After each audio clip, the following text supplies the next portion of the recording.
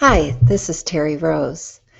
Welcome to a series of presentations on emotional readiness, our opportunity to look at how we support very young children and their families in being successful in their lives, in their education, and in their relationships with others. The information that's in these sessions is also available in my book, Emotional Readiness: How Early Experience and Mental Health Predict School Success. The research, many of the stories, and other information can be found in there for reference as well. Feel free to use this session in components for staff training. It can also be viewed all together in looking and really provide the kind of help that is it increases your ability to do the work. So my goal every time in doing a presentation is to hope that I talk about things that are very familiar to you, that just confirm what you already know, that provide some additional information to things that you are really working on or changing into your own practice, and perhaps have a few things that may be the first or second time that you've heard about them, and that there are things that you really want to explore. As we develop as professionals, we know that all happens over a period of time, and I'm always thinking about what did I learn this week that helps me understand my work with you as professionals, my work with young children.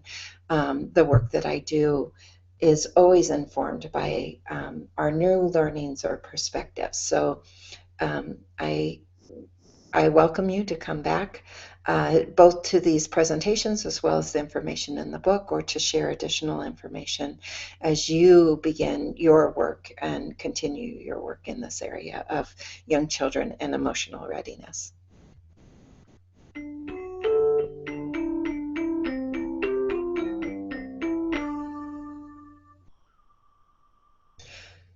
So much of the work in early childhood is really focusing on school readiness. We hear a lot in the news media, in the proposals that come out in the many places about the idea that we have children that are not prepared for kindergarten, that are not reading by third grade.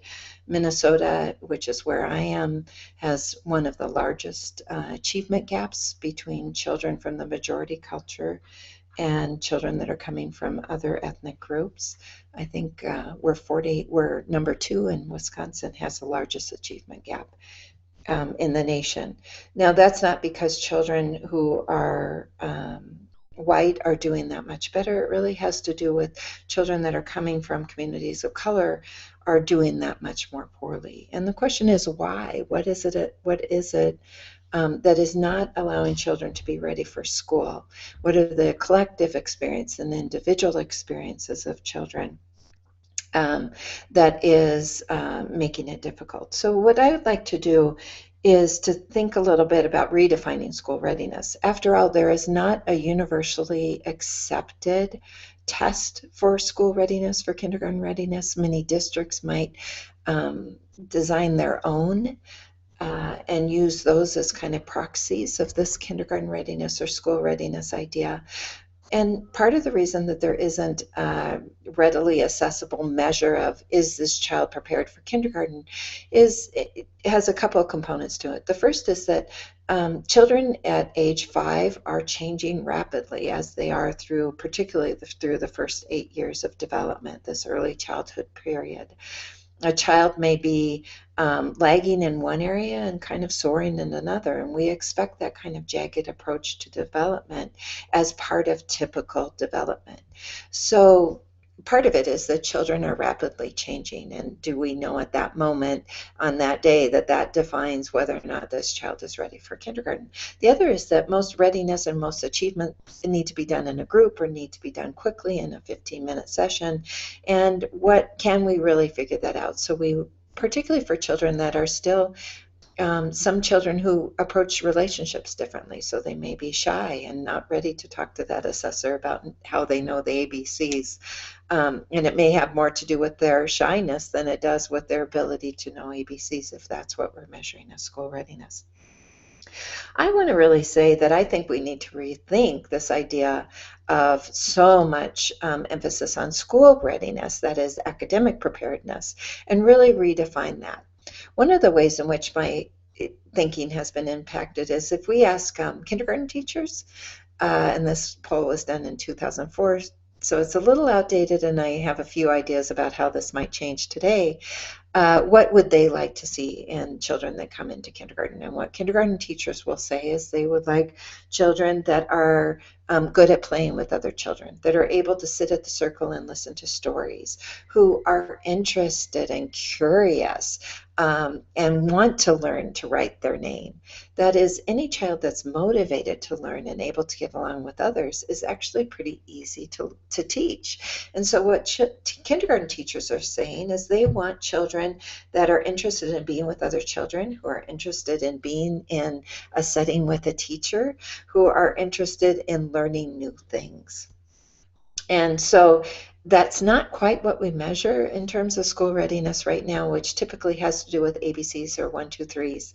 And the way in which I think this may change right now is we know most kindergarten teachers are getting measured on whether or not children know the sounds related to the letters, or the ability to count from 1 to 10 or 20 backwards. And so kindergarten teachers may say a few things like that, given that measurement of specific academic skills has become so important to us.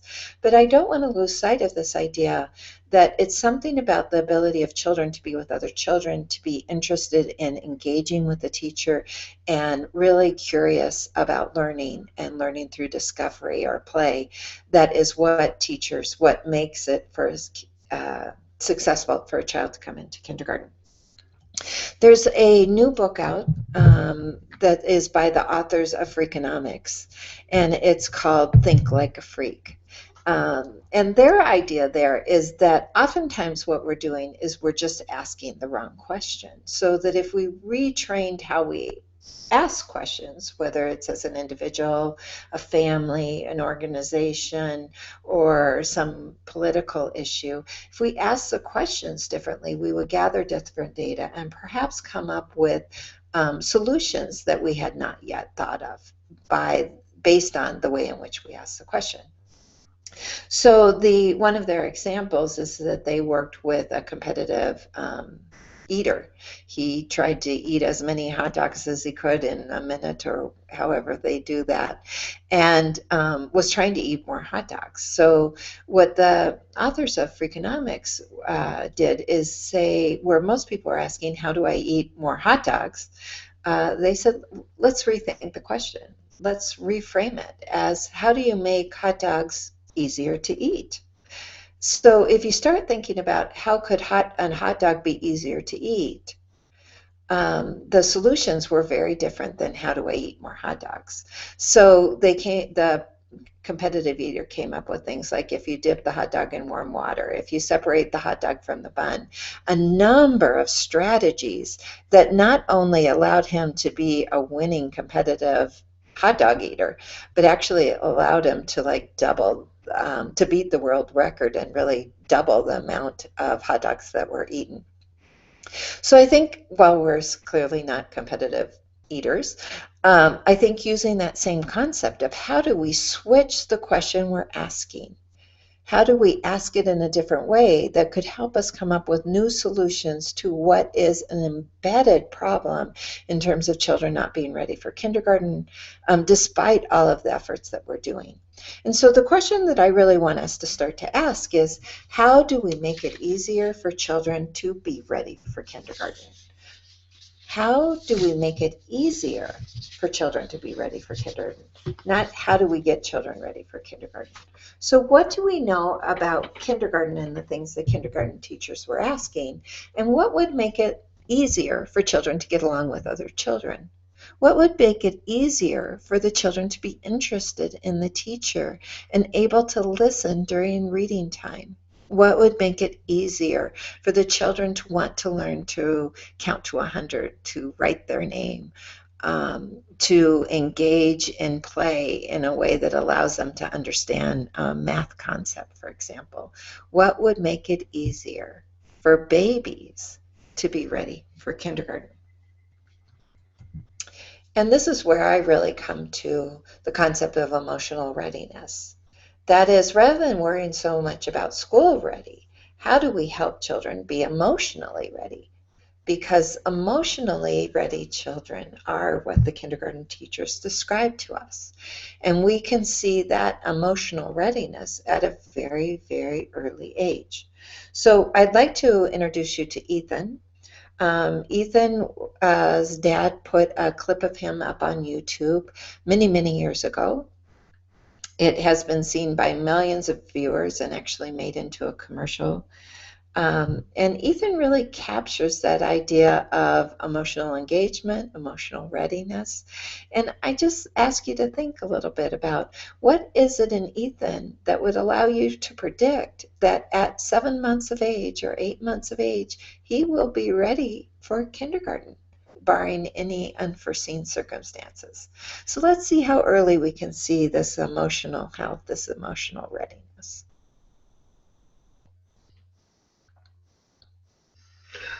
Here you go.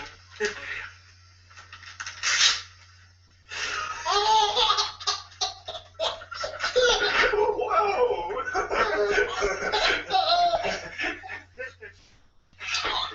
Here we go.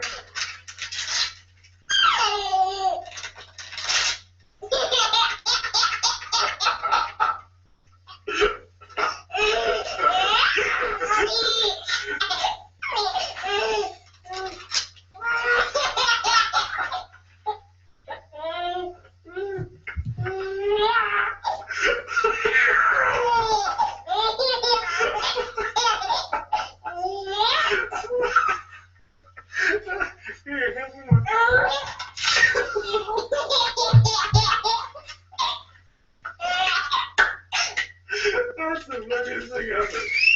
Here you go. Here. Another piece. Ready? You got my ribbon, yeah. You got my ribbon, yeah.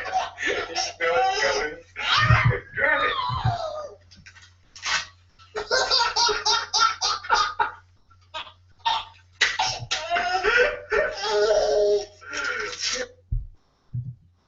Okay, so if we look at that short clip, and you can find that on YouTube, and we look at the clip of Ethan and we ask, will he be ready? And why would he be ready for kindergarten? What can we see at such an early age that really says he's beginning to develop the skills to play with others, to listen to the teacher, to be engaged in learning through discovery?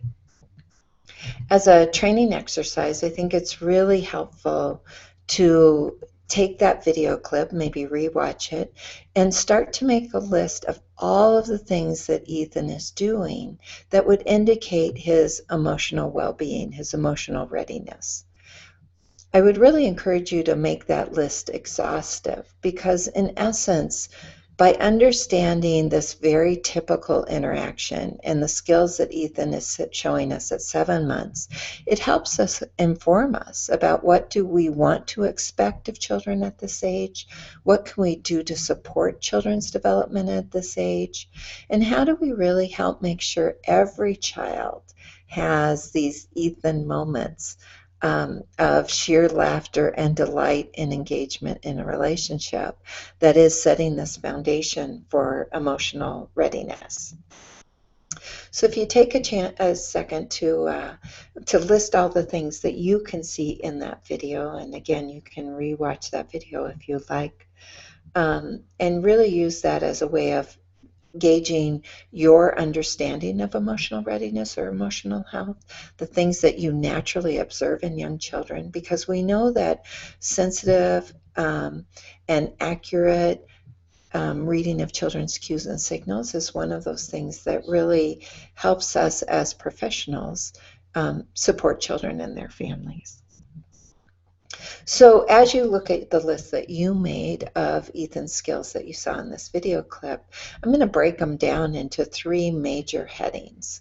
The first one is the ability to form and maintain a relationship. So if you look at Ethan's engagement with Dad during this video clip. We actually can't even see where Dad is.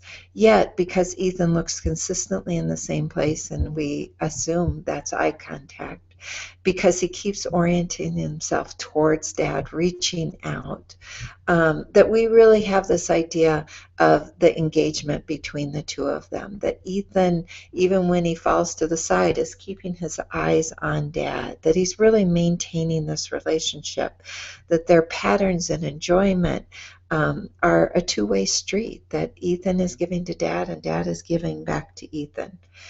At the very end of the clip, when Dad holds out the paper for Ethan and says, you know, you're going to tear it, and Ethan starts to grab it and looks up at Dad and looks back at the paper and starts to laugh, it's as if Ethan already has the shared joke with his dad. Like, you and I know what's going to happen next, and it is so funny.